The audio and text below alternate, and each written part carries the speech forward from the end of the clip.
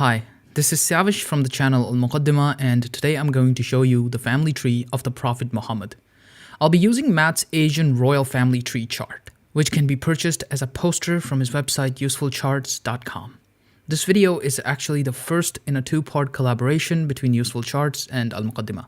In this video, I'll be explaining the family tree of the Prophet himself and his connection to his immediate successors. In part 2, which can be found on my channel, I'll be tracing the family tree of the Umayyad and Abbasid dynasties, which were the two main caliphates during the early Islamic period.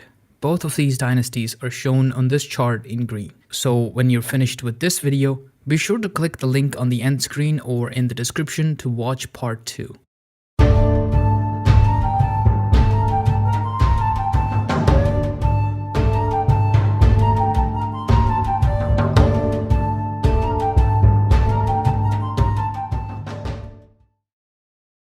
The Prophet Muhammad was born in Mecca around the year 570 CE. We don't know his exact birth year, but it is generally agreed that he died in the year 632 CE around the age of 60. You'll note that this chart does not show a picture of him, but instead shows his name artistically drawn using calligraphy. This is because Muslims consider it inappropriate to depict the Prophet in a visual way. This sometimes applies to all sentient beings as well, which is why Islamic art tends to be more decorative than figurative. Muhammad belonged to a clan known as the Banu Hashim, which in turn was part of an Arab tribe known as the Quraysh. This chart starts with Muhammad's great-great-grandfather Abdul Manaf, but if we were to go back another 7 generations, we would find that he descends from a man named Fihr ibn Malik, who was the progenitor of the Quraysh tribe. If we were to go back further, we would see that the Quraysh traditionally descend from a man named Adnan.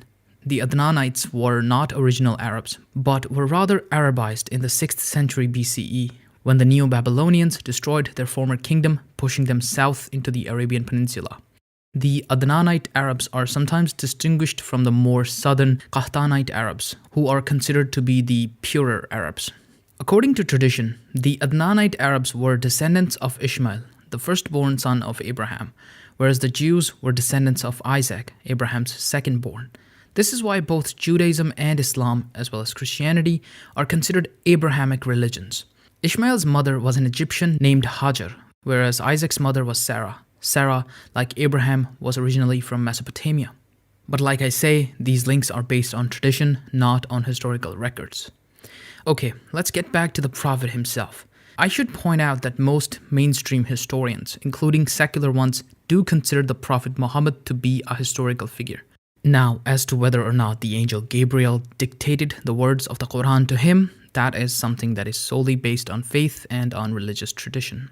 According to Islam, that started to happen in the year 609 CE, when Muhammad was praying alone in a cave near Mecca, and it continued for the rest of his life. But in this video, we are mostly concerned with his family tree, so let's return to that. Muhammad's first wife was named Khadija. He was married to her and only her for about 25 years. Prior to marrying Muhammad, she was actually a wealthy merchant in her own right. Together, they had 3 sons and 4 daughters. All 3 sons died at a young age, but the 4 daughters lived to adulthood. 2 of them would later marry one of the early Umayyad caliphs, and another, named Fatima, would marry Ali, one of Muhammad's closest companions. According to Shia Muslims, only Fatima was the biological daughter of Muhammad and Khadija. According to that tradition, the other daughters were actually the children of Khadija's sister and were adopted.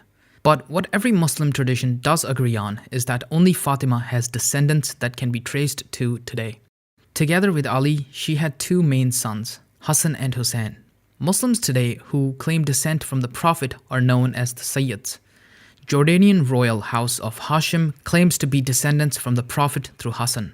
According to Shia Muslims, the spiritual successors of Muhammad are known as the Imams, and in particular, among 12 Shias, there are 12 of them who are revered. Ali is the first, followed by Hassan and Hussein. The remaining 9 are all descendants of Hussein. At this point in the tree, there is some disagreement. Twelvers consider Musa al-Qadim to be the 7th Imam, but Ismailis consider Ismail to be the 7th.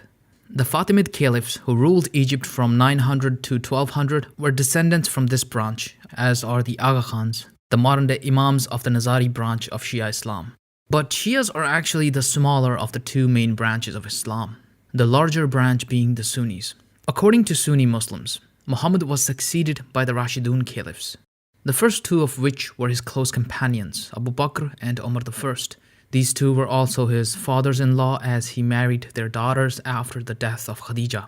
Unlike the founders of other religions, Muhammad was both a spiritual and political leader. By the end of his life, he had basically conquered the entire Arabian Peninsula. When he died and Abu Bakr was elected as political successor, the Muslim armies went on to solidify their position in Arabia, and Abu Bakr put down various revolts against his rule. According to Sunnis, Abu Bakr also oversaw the initial codification of the Quran. Previous to this, the Quran had been passed on primarily by means of oral memorization, but Abu Bakr commissioned the first complete written version. However, Abu Bakr only lived for 2 years after the death of Muhammad.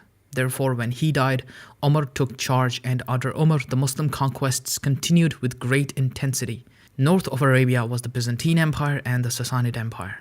These two empires had grown weak after decades of fighting each other, and therefore Umar was easily able to capture Egypt, Palestine, and Syria from the Byzantines and completely replace the Sassanids as the rulers of Persia. When Umar died by assassination, a committee of 6 was formed to choose the next caliph. The person chosen was Uthman, who I mentioned earlier as a son-in-law of the Prophet. He was also Muhammad's third cousin once removed. You can see here that both the Umayyads and the Banu Hashim descend from the same ancestor. During the rule of Uthman, the copy of the Quran made by Abu Bakr was used to create a new standardized copy upon which all further copies of the Quran have been based.